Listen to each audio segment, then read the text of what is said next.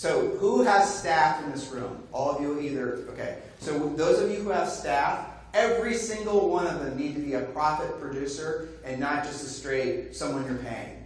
And the easiest way to do that is make them do BPOs. So if you're spending $3,000 or $4,000 a month on somebody, to work for you, doing some whatever, I don't care if it's TC work, marketing this, doesn't matter what. They have to be paying for themselves and generating, covering their own costs every month, or you can't keep them, or you shouldn't keep them.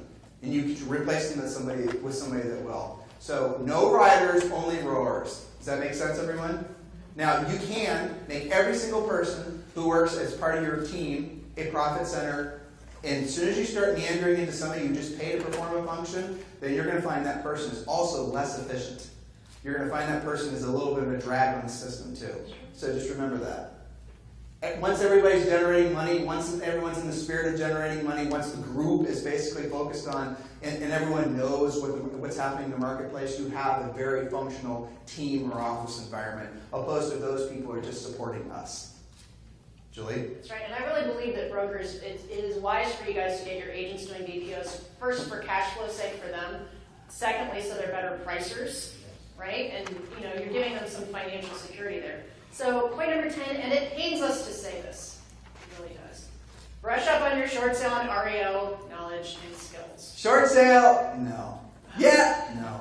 Who wants to do short sales again? We're still recovering. She can take this. Most of you guys have some exposure to that. Some of you have no exposure to it, so now's the time. Does everyone know what a short sale is, honestly? It's kind of an interesting question, really. I know. And Coach Rochelle's like, how can they not know what a short sale is? Yeah, they might be. But some of them probably don't know what a short sale is. It's okay. Well, I mean, there's probably, I don't know, tens of thousands of people who are going to be watching this, and they don't know what a short sale is. You don't know what a short sale is if you've been in the business for like the past 5 or 6 years. What percent of the agent population out there, 2.3, 4, 5 million agents out there, has only been in business for the past 5 years? A lot. Yeah. They don't know what a short sale is. They don't know how to do a short sale. Hold on. Is that a competitive advantage to you if you know how to do a short sale? And a vast majority, I just thought of that. That's interesting. Did you write that point down? Learn how to do short sales. At least have the conversation. By the way, there's a vast amount of short sale training already in existence on our website. There's a reason for that. Because we knew it would come back. REOs is the same thing. You guys, if you don't get in early, Gary, you were doing a ton of REOs. Bank of America. Yeah, man. And Bank of America was a gold mine. You got to get in there early. And the way you get in there early is you got to do BPOs for them, you got to do it really great. But those relationships, once they're locked up, assuming the top REO agents don't drop the ball, those REO relationships stay with those particular agents. So you got to get in there early. How many of you would have wished you would have heard us say that back in 2006? Yes. Those are good relationships to have. Great way for you to know exactly what's happening in the marketplace, and obviously that's a great steady income. Yes, ma'am, Margaret? Some of those people that were in the business then are now gone. Yep. Yeah, oh yeah. Sure. So there's a void to go get that Yep. opportunity because those people haven't had anything to do.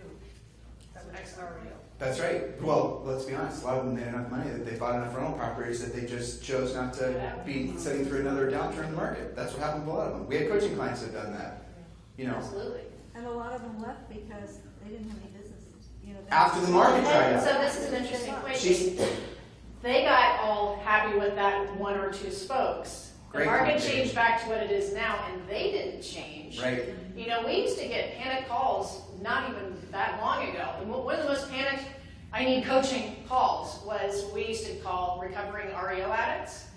And they had like a real listing. It's not an REO, it's not a short sale, they're not upside down. You're like, Oh my God, what do I "Seller?" do?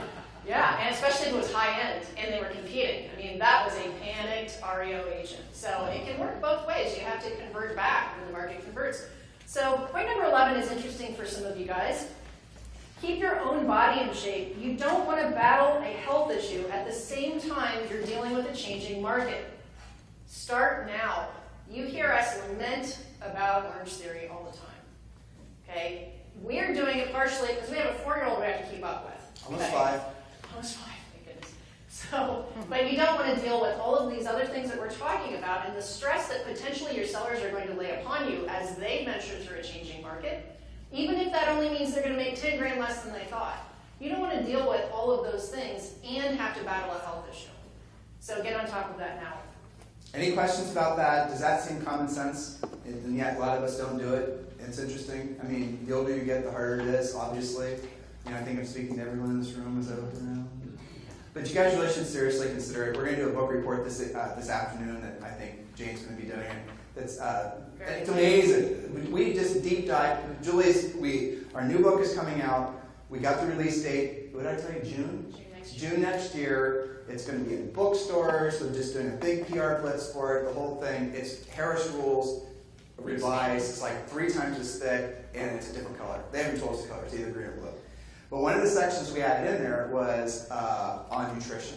And Julie and I we interviewed doctors and just all kinds of nutritionist people, and we started understanding the effect of, first of all, we really studied what it is that's in the food system and what effect it has on our bodies. And it seems like, well, that's just silly stuff. But the things that we discovered, then you guys doing that book report, Jane, whoever's doing it with you, be succinct, 10 minutes. It's just you? I can do it in 10 minutes. Okay, good.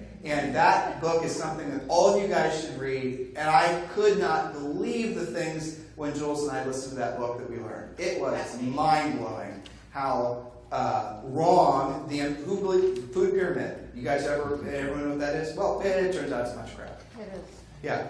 And so, you know, and who believes you need carbs in your diet? Everyone believes that, right? Mm-hmm. Well, guess what? If you don't eat carbs, your body actually makes its own source of energy.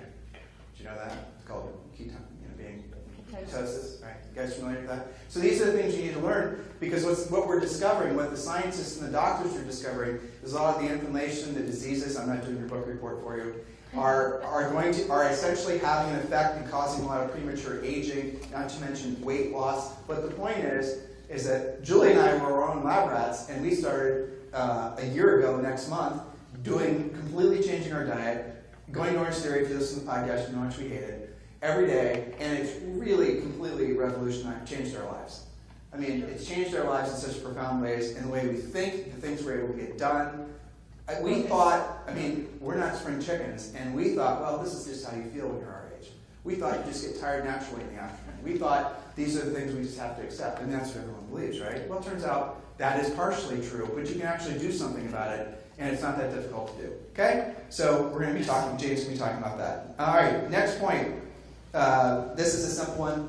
The last 2 are math problems, and it's important so you guys get it. We keep going back to BPOs. Why? Create a broker price opinion cash flow machine. 50 BPOs per week. Write it down. And this was on the test for HCCAs, by the way. 50 BPOs per week equals $5,000 per month, or $60,000 a year. That pays for at least 1 assistant, maybe 2. And delegate. Have your assistants do it if you don't want to do them. Ask me how many BPOs I've ever done in my life. Ask me. 0. I've never done a BPO. But we did BPOs when we sold real estate. Okay, but we had other people do them. And you guys can do the same thing.